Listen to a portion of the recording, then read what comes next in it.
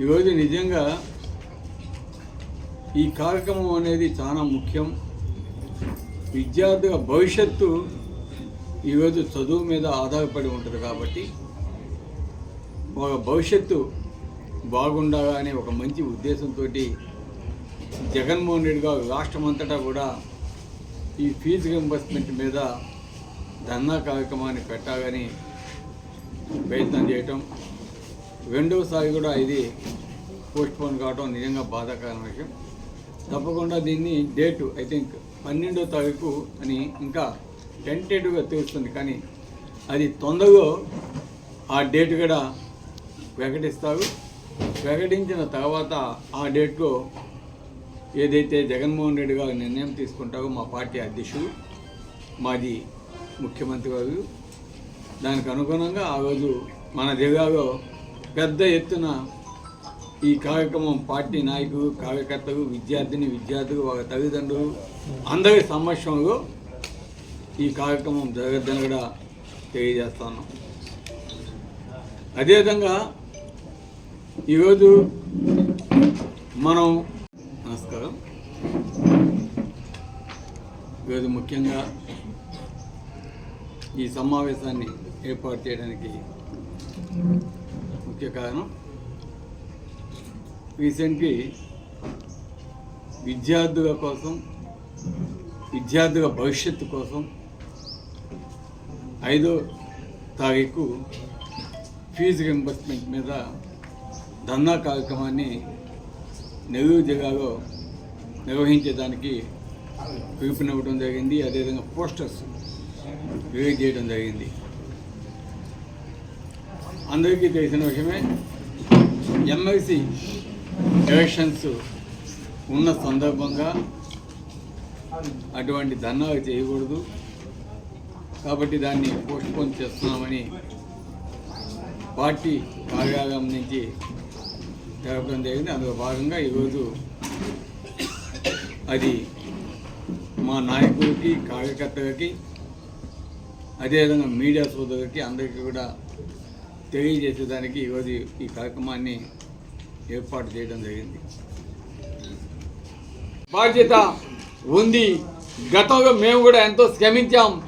జగన్మోహన్ రెడ్డి గారు రామాయపట్నం పోర్టు వచ్చినప్పుడు కూడా మా కావలి నియోజకవర్గంలో అక్విజేషన్ చేసుకోలేదు. మా కావలి నియోజకవర్గంలో కూడా ఈ అభివృద్ధిలో భాగం కావాలి, ఇక్కడెక్కడ పరిశ్రమలు కావాలి అని మేము అడగడం జరిగింది. అదేవిధంగా రైతాంగానికి మంచి గిట్టుబాటు ధర, అంటే ఎకరానికి 30కి తగ్గకుండా రేటు 30 లక్షల దాకా ఇవ్వాలి అని ఆ రోజు అడగడం జరిగింది కూడా. కాబట్టి ఈరోజు తప్పకుండా ప్రతి ఒక్కరు కూడా మన రైతాంగానికి మంచి జరిగే విధంగా చర్యలు తీసుకోవాలని గౌరవ ఎమ్మెల్యేకి తెలియజేస్తున్నాం, ముఖ్యమంత్రి గారు కూడా తెలియజేస్తున్నాం. అదేవిధంగా ఆ విధంగా చేయని ఎడగా తప్పకుండా ఆ రేటు సాధించేదానికి మా వంతు ప్రయత్నం ప్రతిపక్షంగా మేము కూడా చేస్తాం, రైతాంగానికి అండగా ఉంటామని కూడా తెలియజేస్తున్నాం. ఎందుకంటే ఈరోజు రాష్ట్రంలో చంద్రబాబు నాయుడు గారు ఏవైతే సూపర్ 6 అని హామీ ఇచ్చారో వాటిలో ఒక్క పెన్షన్ తప్ప మిగతావి ఏవి కూడా నేను చెయ్యలేనని ఎలక్షన్స్ ముందు హామీ ఇచ్చి ఈరోజు చెయ్యలేనని చెప్పటం సిగ్గుచేటని కూడా తెలియజేస్తా ఉన్నాం. ఈరోజు ప్రజలు మీకు అధికారం ఇచ్చారు కాబట్టి, మీరు చెప్పిన మాటకు నమ్మారు కాబట్టి, మీ మాటకి మోసపోయారు కాబట్టి ఈరోజు అవి చేయాల్సిన బాధ్యత మీ మీద ఉంది. అదేవిధంగా గెలిచిన నాయకులు కూడా మీ ముఖ్యమంత్రి గారిని నిలదీయాలి, మీ ప్రభుత్వాన్ని నిలదీయాలి, అడగాలి. అడిగి మన కావలి నియోజకవర్గానికే కాదు రాష్ట్రంలో ఉన్న ప్రతి ఒక్క పేదవానికి కూడా మంచి జరిగేలాగా చేయాలని నేను తెలియజేస్తున్నాను. అదేవిధంగా కావలికి ముఖ్యమైన ఏవేవి ప్రాజెక్ట్స్ గతంలో మేము తీసుకొచ్చామో అవి కంటిన్యూ చేయాల్సిన బాధ్యత ఈనాడు ఎమ్మెల్యే గారి మీద ఉంది. వాటికి ముఖ్యంగా రైతాంగానికి సంబంధించి మరీ మేము ఎందుకు పదే చెబుతున్నామంటే అవి ఎక్కడ విస్మరిస్తే మన కావలి రైతాంగం నష్టపోద్ది, మన కావలి నియోజకవర్గ ప్రజలు నష్టపోతారు. ఆ విధంగా నష్టపోకూడదు. మన కావలి నియోజకవర్గ ప్రజలకి మంచి జరగాలి అనే పదే పదే మేము గుర్తు చేస్తున్నాం. తప్పకుండా వాటన్నింటి కూడా నెరవేర్చాలని అడుగుతాను. ముఖ్యంగా ఈరోజు జగన్మోహన్ రెడ్డి గారు అధికారం వచ్చిన తర్వాత పెద్ద ప్రాజెక్ట్స్గా మనం చెప్పుకోదగ్గవి అటు రామాయపట్నం పోర్టు, ఇటు ఫిషింగ్ హార్బర్, అదేవిధంగా కొన్ని రోడ్లు వేయడం జరిగింది. ముఖ్యంగా కావలి బైపాస్ కెనాల్, సంగం బైపాస్ కెనాల్ చాలా ముఖ్యమైనది. దాన్ని తీసుకురావాల్సిన అవసరం ఉంది. అదేవిధంగా అరకొరగా మిగిలిన పనులని డిఎం ఛానల్, డిఆర్ ఛానల్ అవి కూడా కంప్లీట్ చేయాలని కోరుతున్నాం. కవిగమ్మ బ్రిడ్జి కంప్లీట్ చేయాలి. అదేవిధంగా మన దుత్తూరు నుంచి మద్దూరుపాడు దాకా జరుగుతున్న రోడ్డుని కూడా కంప్లీట్ చేస్తా ఉన్నాం. అది వీలైనంత తొందరగా కూడా కంప్లీట్ చేయాలని కోరుతా ఉన్నాం.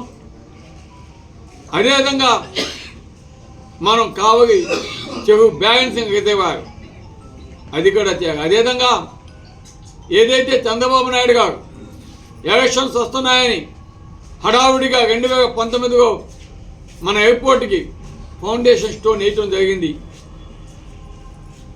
కొన్ని అనివార్య కారణాల వల్ల జగన్మోహన్ రెడ్డి గారు దాన్ని కావలి పట్టణానికి దగ్గరలో తీసుకురావాలని చూశారు. ఫారెస్ట్ భూములు ఇబ్బంది వల్ల అది మళ్ళా పోస్ట్పోన్ అవడం జరిగింది. మళ్ళా దగదత్తికే ఇస్తామని మన విజయసాయి గారు ఆనాడు ప్రామిస్ చేస్తున్నారు.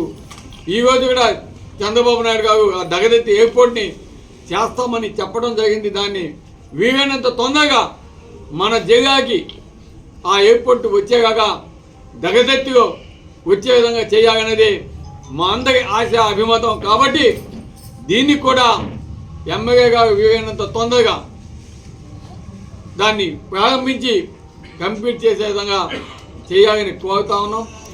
కాబట్టి వీటన్నిటితో పాటు కావలి ట్రంక్ రోడ్డు కూడా ఎలక్షన్స్కి ముందు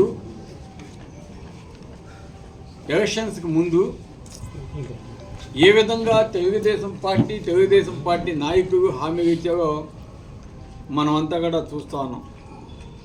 ఎందుకంటే ఈరోజు జగన్మోహన్ రెడ్డి గారి ఆశీర్వాదంతో ఒక రామాయపట్నం పోర్టు దాదాపు 2500 కోట్లతోటి రామాయపట్నం పోర్టు, అదేవిధంగా ఒక 300 కోట్లతోటి మన జువ్వదిని ఫిషింగ్ హార్బర్ వెండి కూడా కంప్లీట్, జువ్వదిని ఫిషింగ్ హార్బర్ అయితే కంప్లీట్ అయింది. అదేవిధంగా రామాయపట్నం పోర్టు ఒక బెర్త్ కూడా కంప్లీట్ చేయగలిగాం 1.5 ఇయర్లో. ఈరోజు ఆ ప్రాంతంలో అనేక ఇండస్ట్రియల్ హబ్స్ ఆనాడు జగన్మోహన్ రెడ్డికి ముఖ్యమంత్రిగా ఉండగానే వస్తున్నాయని చెప్పడం జరిగింది. ఈ లోపల మనకి ఎలక్షన్స్ రావటం ఇవన్నీ కూడా మనం చూస్తున్నాం. అదేవిధంగా ఆ తీర ప్రాంతంలో అనేక మంది రైతాంగం కావచ్చు, పేద రైతులు కావచ్చు, మత్స్యకారులు కావచ్చు, వారికున్న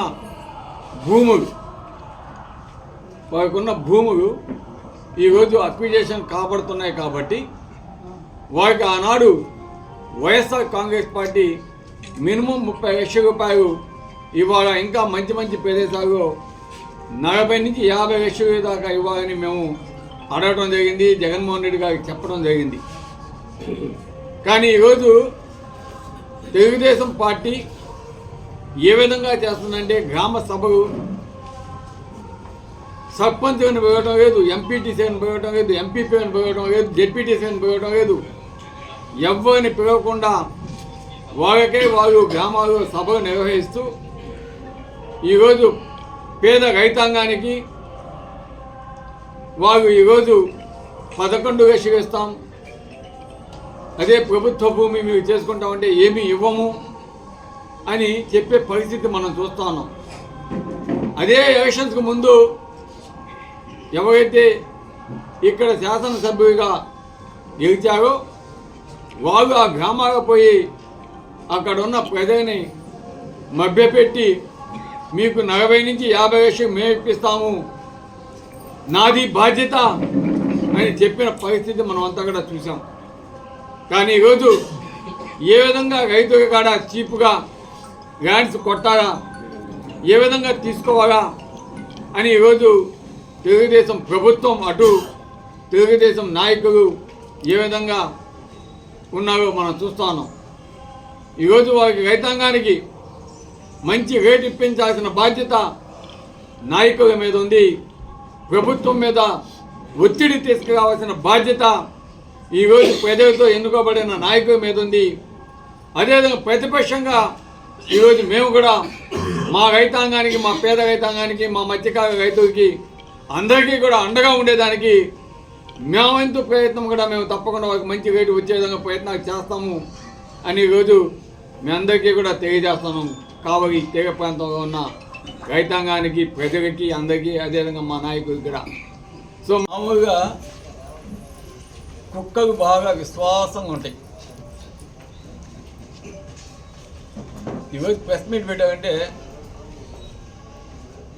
ఇంకా వాళ్ళ గురించి నేను మాట్లాడాల్సిన అవసరం లేదు. కావలి నియోజకవర్గ ప్రజలకి ప్రతి ఒక్కటి తెలుసు కాబట్టి అది ప్రజలే వాళ్ళ గురించి మాట్లాడతారు సెంటర్స్లో.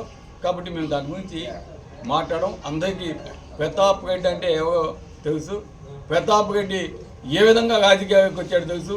ప్రతాప్ రెడ్డి ఏ విధంగా రాజకీయాలకు రాకముందే కాలేజీలు కట్టి, స్కూల్స్ కట్టి, కళ్యాణ మండపాలు కట్టి ఈరోజు రాజకీయాలకు వచ్చిన నేను ఈరోజు వచ్చింది.